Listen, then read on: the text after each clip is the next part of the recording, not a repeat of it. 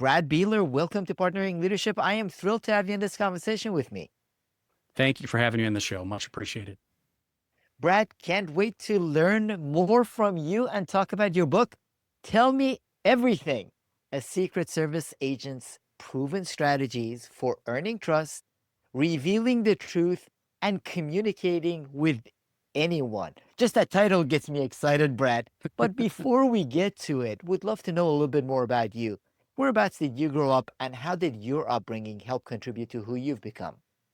Yeah, I grew up in a small town in Missouri, and I was born to a wonderful set of parents I think they're coming up on their 60-some year anniversary right now. So what I got to see is a loving mother and a loving father that loved each other and had three wonderful sisters. And my father was a teacher for 50 years, a math professor. So getting to see teaching became such a big part of my life and giving back and public service, the same with my mother. So it led me into, hey, I want to help people. I want to teach people. I want to try to give back to people that are less fortunate. So I was blessed to have parents that put me in a position to win and gave me everything to set myself up for success.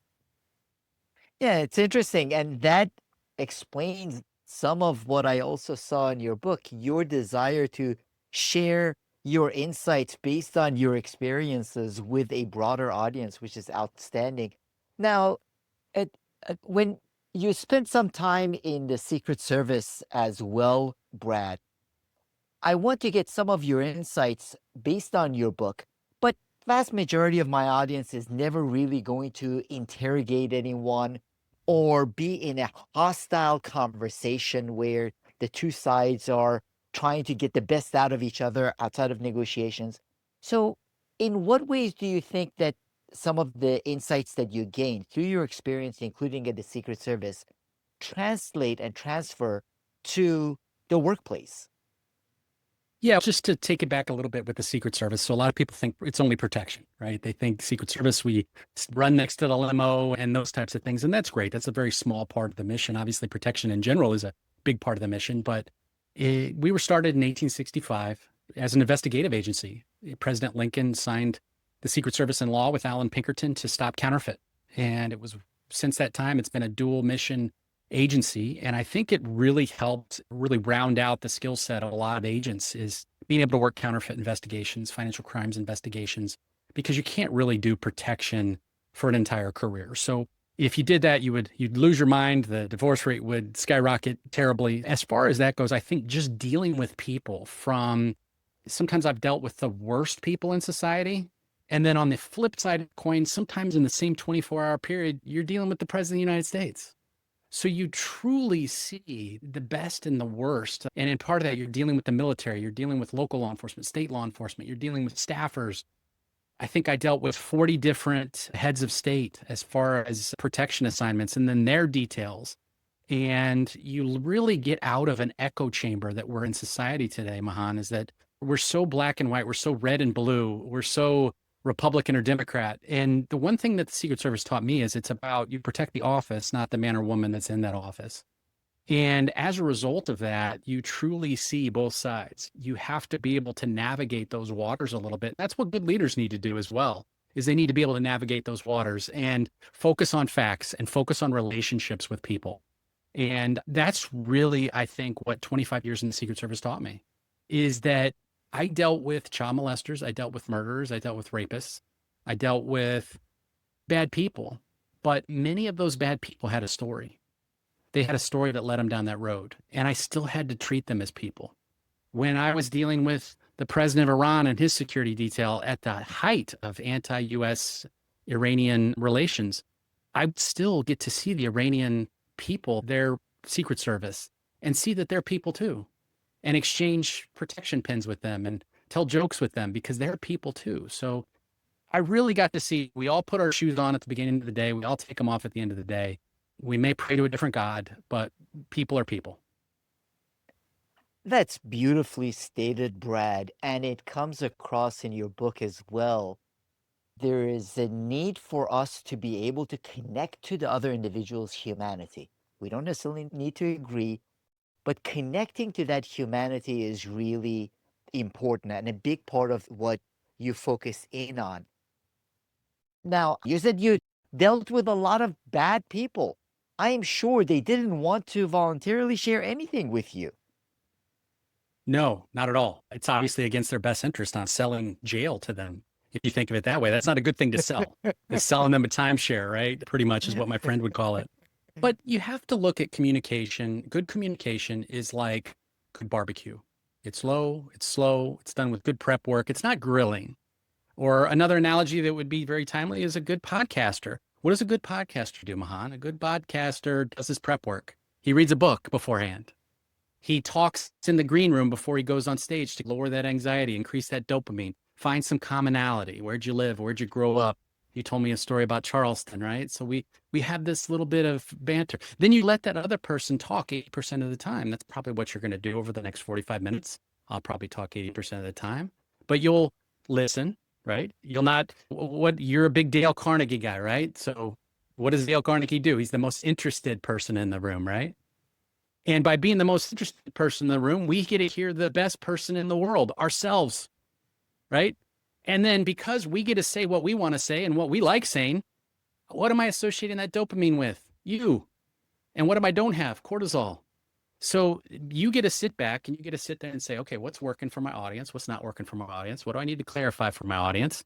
You put the guardrails up and you advocate for me as being a good guest. And then towards the end, you tighten it up and then boom, you had a great episode. What are the worst podcast hosts? I start telling a story about hunting, fishing, whatever. And you're like, oh, me too. I hunt too. You never get to the bottom of the iceberg. And that's what we do in today's asynchronous text-based communications. So we don't get deep. We stay at the surface level. I want to ask you in your leisure time, what do you like to do in your free time? Okay. And then I want to say, why do you like to do that? What is it about that? I want you to touch it, taste it, feel it. And then if I've got commonality, that's when I throw that in there. Instead of me too. I ran a 5K. Me too.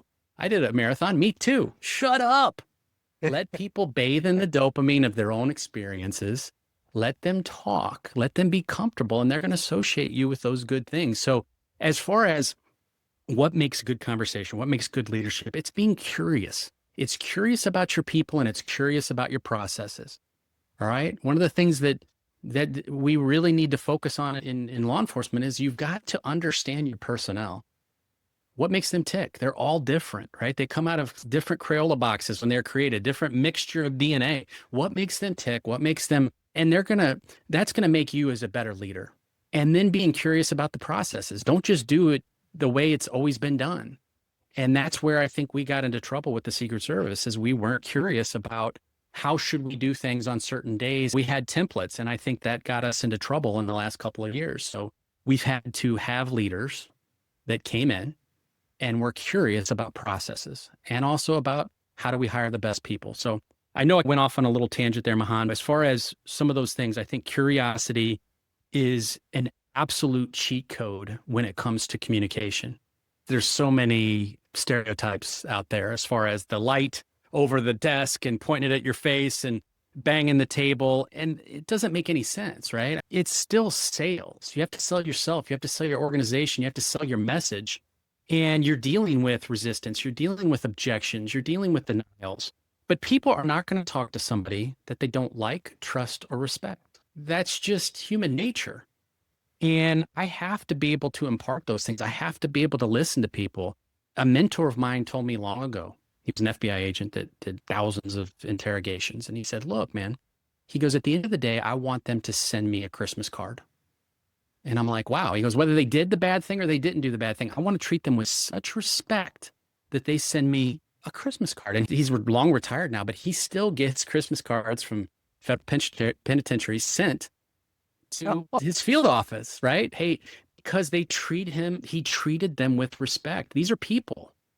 And everyone is the hero of their own adventure. Everyone. And Mahan, I learned this so long ago in graduate school. I looked for this job that paid the most amount of money. I'll be honest. I went for it because it paid the most money. I don't know, it was probably $10 an hour at the time. So I thought I was rich, but it was a research project. And it was like, go down to the city jail and you talk to people that have just been arrested in St. Louis City.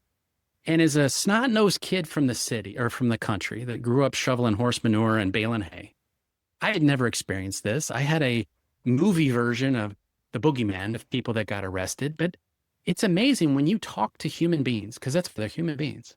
When you talk to them, you realize, okay, this guy's a pimp. This person's a prostitute. This person makes crack cocaine, whatever.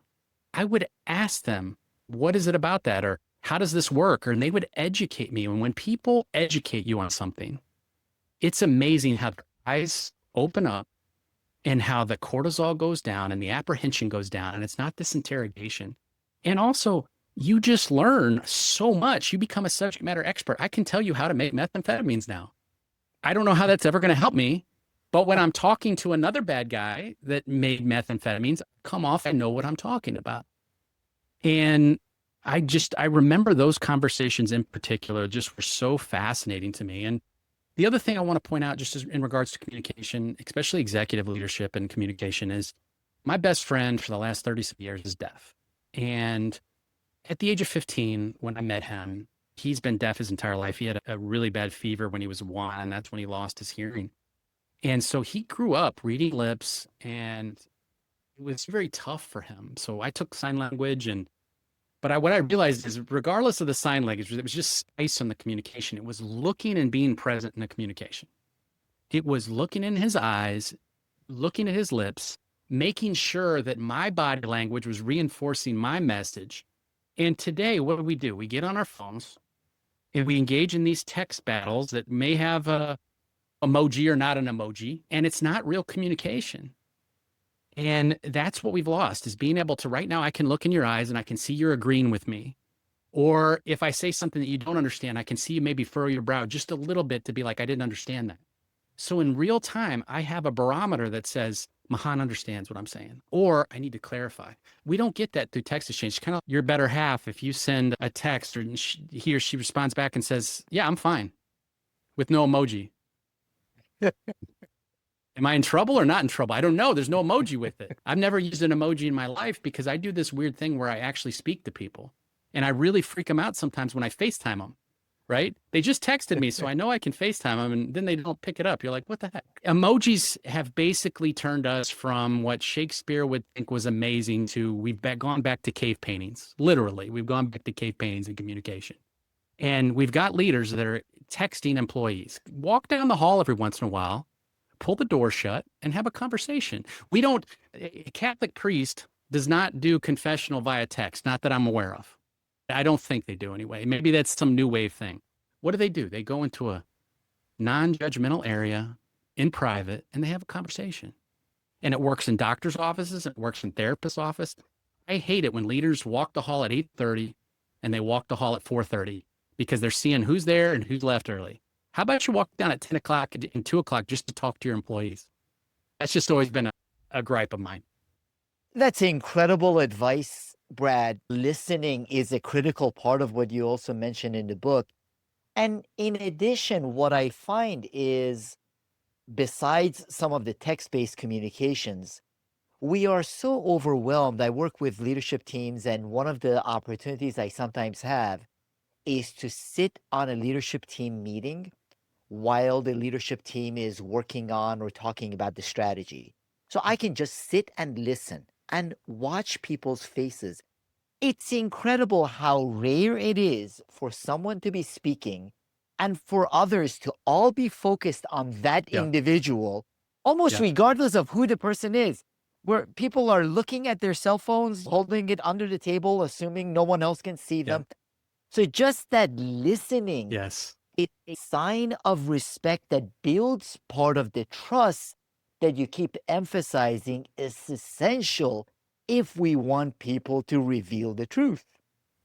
100%. And it's interesting you bring that up because we're all multitasking, right? Because leaders are around a lot of other leaders. And as a result, they all have important things that they're doing, right? And everybody thinks what they're doing is the most important.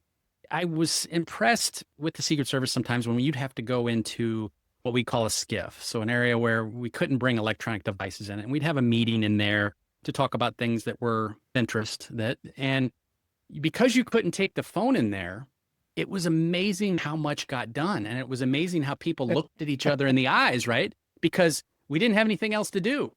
So we actually looked at people. So you could read the poker face on other people a lot easier. So Ventrally front, what I mean by that is line yourself up with people when you're talking to them. Too many times in law enforcement, the problem is we blade away because it's like a protective mechanism that we're taught in our academies. But a lot of times leaders, they'll sit behind their desk and they'll be lined up with their computer, and somebody will walk into the room and they're not even looking at them, right? They're not ventrally fronted. A dog will roll over and show its belly when it's comfortable with you. All right. That's when it wants you to scratch its belly. We need to frontally line the people we're talking to. So either have another seating area in your office where you can truly do that, or stop what you're doing on your computer and turn towards them. Unless you just want to put out the vibe that I don't want to talk to you, because that's what we're doing. So we need to frontally align. We need to give those minimal encouragers. We need to, every once in a while, instead of furrowing our brow, we never want to do that, but we want to give them that eyebrow flash. Right. We want to have a warm, dry handshake when we do. That's the first thing you do in a interaction. It's the last thing you do in an interaction. And when we mess it up, it's a problem. And the way we mess that up is it's wet, it's dry, or it's cold, it's overly or not enough force. So give a very moderately pressured hold. It's not a handshake at a 45-degree angle that's dry and that's warm. And if you do that, you can really hack an interaction. That physicality makes a huge difference in how people perceive us. Now, you also mentioned, Brad, which is so true, that before we say a word, there are signals that people are picking up. What are the signals we need to be aware of that we are sending in those initial interactions? Yeah. So I guess the way I would look at this in law enforcement, we have something called horns and halos. All right. In that this is something that we make a very quick snap judgment based upon fight or flight. Is this person going to hurt us or are they going to help us? And here's where it's problematic, Mahan, is that this was something that's been around for hundreds of thousands of years to keep us safe. Our eyes and our ears would listen for a rustle in the leaves. It would listen, it would look for, is somebody coming at us with a mean expression on their face that's going to be a danger to us? Somebody's going to eat us, stab us, whatever the case may be. Yet these evolutionary principles are still with us to this day. So we make snap decisions that err on the side of caution. So the problem with that is that's going to help us, let's say in the streets of Washington, D.C. late at night, or in New York or wherever, we hear a bottle, somebody coming up from behind us. The problem with that is we associate this with a gut instinct. My gut says this. That's based upon 200,000 years ago, keeping us safe from a tiger. The problem is that we use that in personal and professional situations that don't require us to do that. We need to take time, look for consistent multiple interactions so that we don't have that confirmation bias. Because I'm going to tell you what, some of the best serial killers on the planet made great first impressions. Ted Bundy made wonderful first impressions. Okay. Let's be honest. Charlie Manson, he read a book you're very familiar with, How to Win Friends and Influence People, right? So the bad people can make great first impressions. And as a result, what happens? We put a halo on them and we're like, oh, this is such a good person, right? And we make a mistake. And here's the problem in today's society. If I want to leverage that and weaponize that for all your listeners that are out there on dating sites, be careful. For all the listeners that are out there that are getting cold calls to be a financial manager, whatever the case may be, we used to put our diaries under our bed. Now they're online. And if I want to know about someone, I can find all their Instagram, their Facebook, their tweets, whatever the case may be, to create this mythical person who is most likely to connect with them.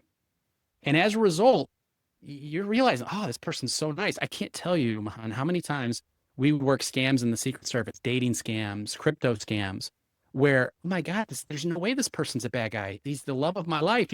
No, it's some individual in a foreign country that just literally took a screenshot of another person, and that's who you think you're talking to. No, he knows me so well. No, he knows your fictional persona that you're putting online for everybody to see. And that's the problem, is we're all putting bait out there. We're all putting all these freebies out there that people can weaponize and use against us. So be very careful about making in personal and professional life first impressions. Use that for safety. Don't use that for business. So we need to be aware of the first impressions we get of other people, but we also need to be aware of the first impressions we make, Brad. Yeah, absolutely. Some of that's going to be in the environment we're going to be in. So now I just talked about how this can be used maliciously. It can also be used for our own good. And what I mean by that is, and I would do it in a law enforcement standpoint, is sometimes on search warrants, I would be walking through the person's house and I would be observant. And what I mean by being observant is you look at the family photos, you look and see, oh, this individual served in the Marine Corps. You would look and see, oh, he's a hunter, he's a fisher, he's looking at this is his favorite DVD collection. A lot of times I would do this when the person was out front of the house and I'd be walking through the house unbeknownst to them. And I would see, oh, shoot, they're looking at the Bible. They're looking in the book of Matthew. Okay, they're underlining the part about Matthew getting, or Peter getting called out of the boat. I don't know how I can utilize this, but I can. There's a touch point there. I see that person's pain points. And obviously, this is from a law enforcement standpoint. So I don't know how many of your listeners would be able to do a search warrant on somebody, but you know what? You're going to walk into their office and you're going to see things that make them tick. And also do the same thing when you're setting your office. Put up those little things that people can latch onto and find commonalities. So what's the worst kind of connection? Hey, how's the weather? How's your weekend? These little surface level things that you really get no hit from. But when I'm putting pictures of my kids, the sports they're playing, where I went to school, my hobbies, that's giving a couple different little entry points when it comes to communication. So that's one thing, room setup. Also, the next thing is the timing. I don't want to have that initial conversation at 8:30 in the morning when they had an hour commute. And I don't want to do it at 4:30 when they're wondering, shoot, can I get home for dinner or whatever the case may be. That 10 or 2 o'clock window, that's when I want to really take advantage of that initial interaction. Then with my attire, look, once again, eyes and ears are so important. So what they see first is going to be instantly in 1 second, they're making a first impression. So when somebody comes in for a job interview for a $300,000 a year job and they're walking in jeans and a polo shirt, what's your initial first impression? Do they want this job? Okay, are they dressing the part? Obviously, how we dress. We want neutral colors. Always err on the side of caution. We talked about a handshake before. First and last thing you do, making sure it's dry and it's warm. That eyebrow flash, so those soft eyes, kicking the head over to the side slightly every once in a while to expose that carotid. Having my chin a little bit further, not aloof, but a little bit further from my shoulders so that I do look like I have some confidence. All right. Those are signs of trustworthiness, that ventral fronting. Science says do these things. The way I sit, a little frontally aligned without crossing my arms and legs. All right. I'm going to have a little bit, once again, forward lean where I show that I'm interested. Too many times we want to hack it and show that we are comfortable, and then we lean back and we turn away to the side. Yeah, you may be comfortable, but you don't look like you're interested in what I have to say. All right. And so those are some little hacks that I do in every interaction. And whether that be on a protective detail where we're talking to staff or whether I'm talking to a pedophile, I'm going to do a lot of those same things to try to hack that initial interaction so that I at least come off neutral. I don't come off with the horns, because this is a significant life event I'm meeting a lot of these people in, and I need to take advantage of that. And a lot of times they don't speak my language. And what I mean by that is if I'm talking to a foreign national, if we're in a subway in a country where we don't speak the language, what is the only thing we have? Body language. That's all we've got. And furrowed brow and chest breathing and my gritted teeth, I don't care what language you speak, that comes across as this is not my friend. Whereas the body language you have right now, Mahan, is I don't care if you spoke my language or not, it would come across right now. And I know your listeners aren't seeing what you're doing right now, but it would come across as you're my friend. Okay. So that is what I want to put off, because neutral codes negative. I mean, if I come in with just bland, what the research shows, if I come in with a bland body language, facial expression that just looks like nothing, it looks like San Diego weather, just nothing. Okay. Not great, not whatever. If I come across like that, you are going to code that as you're not my friend. So I want a little bit of soft smile. I want minimal encouragers. And if you do that, you're going to put yourself in a position to win. That is so critical, Brad, even for our ongoing interactions. So one of the things that I coach a lot of my clients on is a regular, in most instances, weekly cadence of one-on-ones with their team members. It can be 10 minutes, half an hour, doesn't need to be long. But for that period of time, the kind of focus you're talking about, whether it is the look, the ability to put the technology aside, the nodding at you showed. So you are showing interest in people that you meet, you're going to be interacting with, or you're going to be interrogating. In some instances, as managers and executives, we don't show that level of interest on an ongoing basis with people we lead. So, what you're mentioning is essential for us to keep in mind in all of our interactions. 100%. And I can think of a situation where this applies. I was 2008 and it was Beijing, China. I don't speak Mandarin or Cantonese. And it was a situation, we were at the Beijing National University where the US team were doing all their summer events. They would train there prior to the event. And I was on former President Bush then, and President Bush, the son, so 41 and 43. So Bush 43 was the sitting president, but they were both in Beijing. And my site was they were going to come to the college and watch the dream team, the wrestlers, all the events practice. The problem was about 5 minutes before they arrived, about 50 local police officers showed up and they shut everything down. They shut the basketball practice down, the weightlifters down, the boxing down, because they thought it was unsafe for our president. They didn't understand. And we're trying to get it across to them that no, that's the whole point. They're coming. So at this point, you've got Mike Krzyzewski, you've got the dream team, you've got this. We have 50 police officers fighting with all the U.S. athletes. In my ear, I'm hearing we're 1 minute out. I need a situation report. And my interpreter is doing as good a job as he can to try to relay what we're trying to do. But I could just see that this supervisor, their leader, he was a very proud man and he wanted to be respected. And if you think about it, you have to look at other people's perspective. I'm an American in his country, dictating to him what we're going to do. How emasculating is that from a leadership perspective? So in the moment, we said, you know what? Let's let him lead us because it doesn't really matter. He's here. Let's let him lead us through the site. He's going to be outside of our security perimeter. But sir, I'm going to empower him. I'm going to empower him to his people. Would you please lead us around? You've been here before. You have the local knowledge. Can you lead us, please? And the interpreter relays this. And he puffs up his chest and looks around. Yes. And all the tension goes down because everybody can save face in that situation. All right. And sometimes we are afraid to let go of our power as leaders.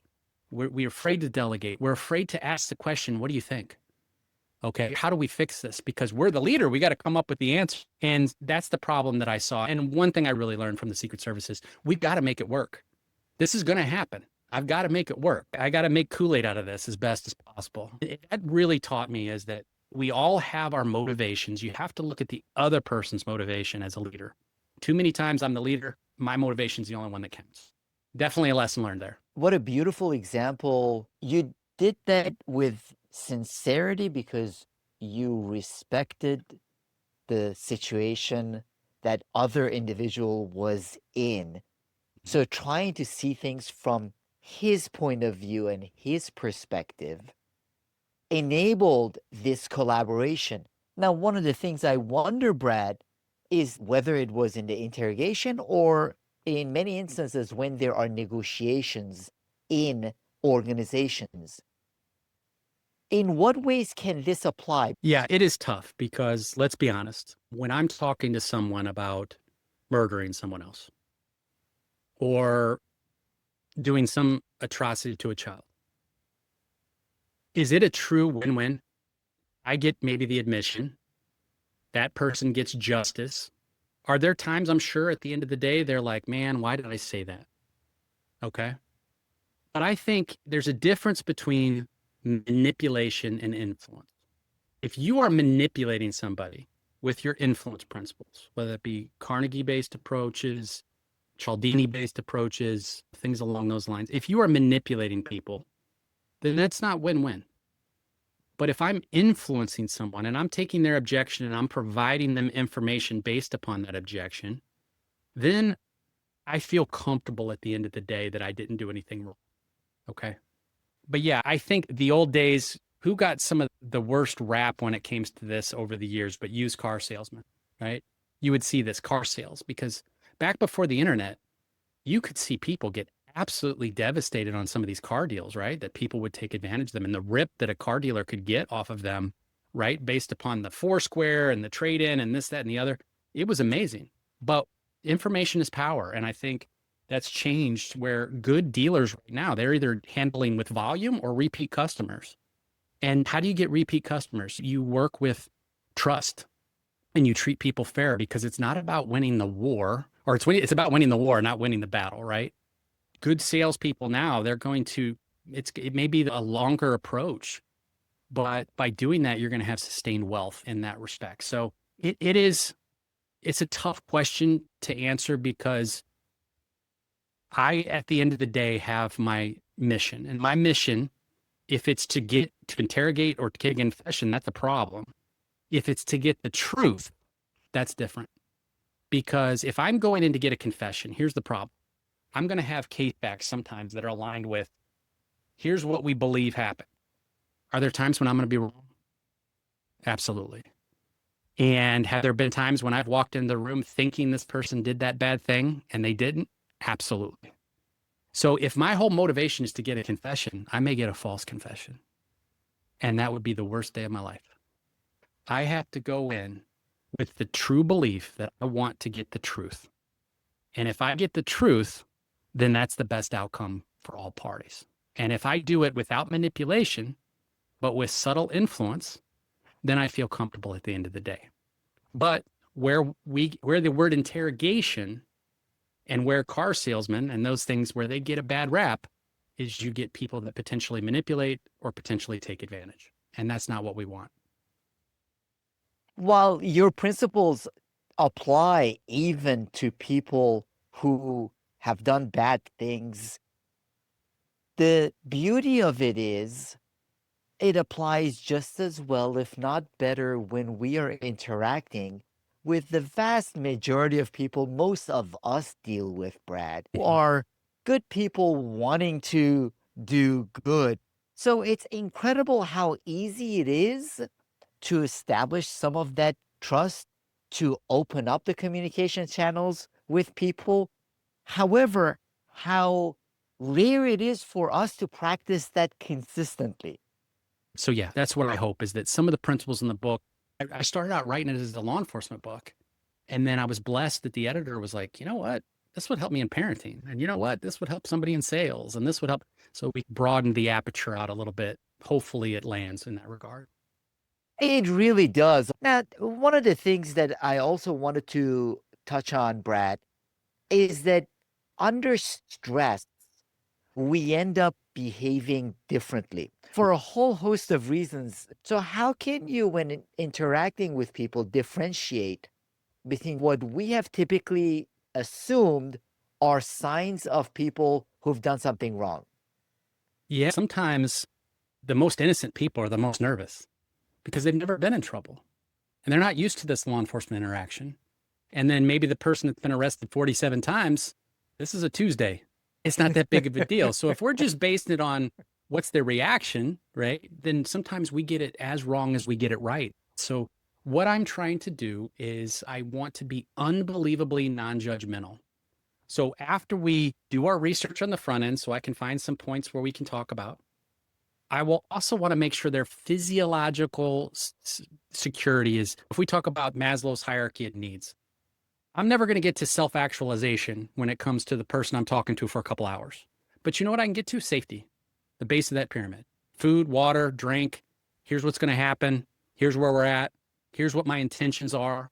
By doing that, they know, okay, I'm going to be safe. I'm not the boogeyman. Okay.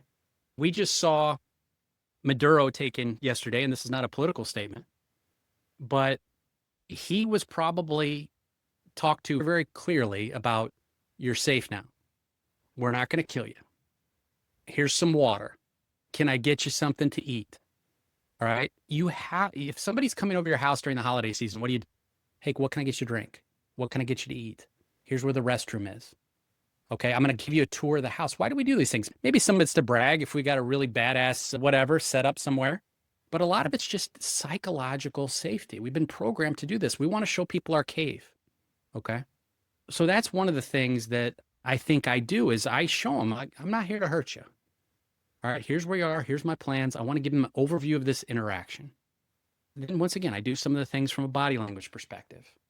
Then I do what's called FEEL. Family, education, employment, leisure. I ask about those things. You know, who raised you? That may not be mom and dad. That may not be the Truman Show, right? White picket fence. It may be T. It may be Paw. And I'm going to ask about that. And how were you raised? So my parents were there because they were military. I was a military brat. Whatever. What are they telling me by asking those questions? And then, what was your favorite subject in school? How far did you get? Hey, I don't ask what job you have. I ask, how do you earn a living? Because it may be on eBay. It may be selling crack. I don't know. And so I'm not asking a question that sounds judgmental by asking it, like your mom and dad. It may not be mom and dad. It may not be a job. It may not be school. It may be technical school. So if I say, where'd you go to college? That could be a problem. Okay, that's judgmental. How far did you get in education? Whatever. So then I spend almost half my time on leisure. What do you like to do in your free time? And I really take that as deep as I can go with why they enjoy that. What if you say, I like to bike? Oh, okay, cool, man. What kind of bike you got? Oh, I've got a Trek, whatever. And then I say, where do you like? Are you more off-road or are you more track? Oh, I like to do those Ironman stuff. Oh, no kidding. Which ones have you done? Boom, boom, boom. I let you take that all the way out. And I ask you informed questions. I've done an Ironman. So what's the worst thing I could do, Mahan, if you tell me that? Right when you mention that, I'm like, me too. I did that too. And we smother the communication with our own self-importance. And I'm sure you've seen this so many times in conversations, is that when 2 or 3 people get involved and a topic comes up, the other person they think they're getting reciprocity from it. They think they're getting some kind of rapport built with it. No, you're absolutely not. That other person that you just stole that conversational chalice from is feeling loathing towards you right now. Shut up. Let them talk. And then every once in a while, I'm going to say so many questions that are informed that, Mahan, you're going to be like, hey, do you do triathlons? Yeah, man, I did Florida a couple years back. Man, that sucked. Whatever. And now I get the rapport component, but you're associating that dopamine hit with me. So I haven't even started talking about the crime that you're there about or the job that you're applying about. You just view me as a friend. And then eventually I'm going to get to some of the detection, deception stuff or some behavioral analysis questions. We'll get to the brass tacks. But we'll be 35 minutes in. And you know what we might have done is I might have been like, hey, Mahan, I'm starving, dude. Man, it's right before lunch. Can I get you coffee? That warmth of that coffee that I got you, I'm providing it to you. It's $1 out of my pocket, but I get the reciprocity hit from it. And you know what? It's warm. It's warm. And there's studies that show if I give you something that's warm, you associate me with warmth, which is crazy, right? But if I can do a little 1% hack here, a 1% hack here, a 1% hack here, before you know it, I get 15, 20% on my side. What business wouldn't pay for a 15% increase? So these are freebies that I'm doing. So after we do that, then I get to the brass tacks and I get to the detection of deception. Did you have delay? Did you have a change in vocal inflection? Not things that we commonly hear on TikTok where he crossed his arm, he touched his nose, whatever the case may be. There are certain things that we can use from leaders where we ask yes or no questions that can tell us if the person's not being 100% with us. Brad, before the deception part, you gave the exact framework I hope all of my listeners use with their team members. It's incredible how few of us take the time because we're running around, we have priorities, we have meetings, we have things to do, where we don't take the time to have the kind of conversations you talked about. And there are 2 things I noticed. Number 1, we don't ask the questions. And number 2, as you said, we don't let people put a period at the end of their sentence before shifting the focus back to Yes. ourselves. Whether Yes. I also love that, I did that, or whatever stories we want to tell. So taking 20 minutes or half hour to do what you just outlined, what a boost that is going to be to the communication and the trust level within the team. Not only in that specific interaction, but that person's going to then go and be like, wow, Mahan, man, he was asking me this. That guy cares. That gal cares. Whatever the case may be, that's going to be exponential in its impact. And if you just do that a couple times a week, you're going to know your team. You're going to know what makes them tick, and they're going to respect you, and they're going to be your ride, as my kids would say, your ride or die, because you care about them. Okay, and that's what we need to do with our employees. Too often, I'm a leader. I don't need to get in the weeds when it comes to my employees, and that's a problem. It's either I don't want to get into the weeds, or we don't spend the kind of time doing what you talked about. Now, you also draw in your book lessons from Brazilian Jiu-Jitsu, especially that it's pressure that reveals the truth. What does pressure help expose, Brad? I will say this. I will say pressure, it's like in a strange way, it's like alcohol shows people's true intentions in some respects. And so does pressure.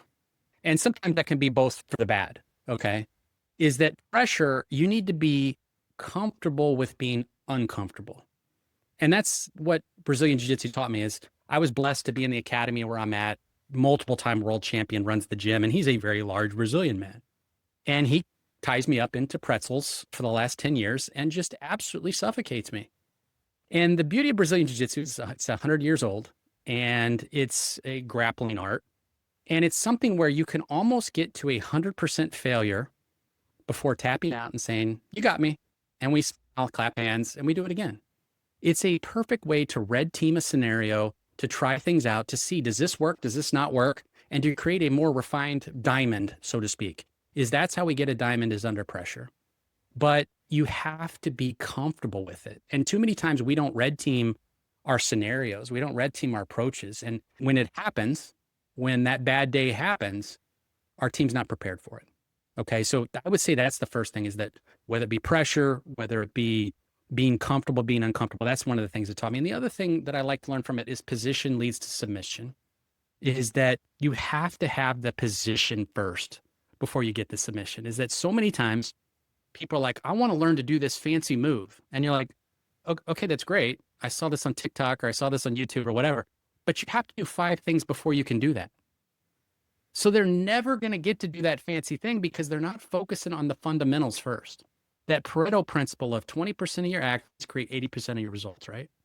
Is that in Brazilian Jiu-Jitsu, there's thousands of moves, but 5 are 80% of the wins in the world championship. So wouldn't it be smarter to spend 80% of your time focusing on those 5 moves? And business needs to do the same thing. What constitutes success as a leader and what constitutes success, whether it be a salesman, an employee, and just really foot stomp the hell out of those 20% of things that yield 80% of those. And what do we get caught up in? We get caught up in the minutia all the time. The thing that's given us 1% of success, we're spending 80% of the time on.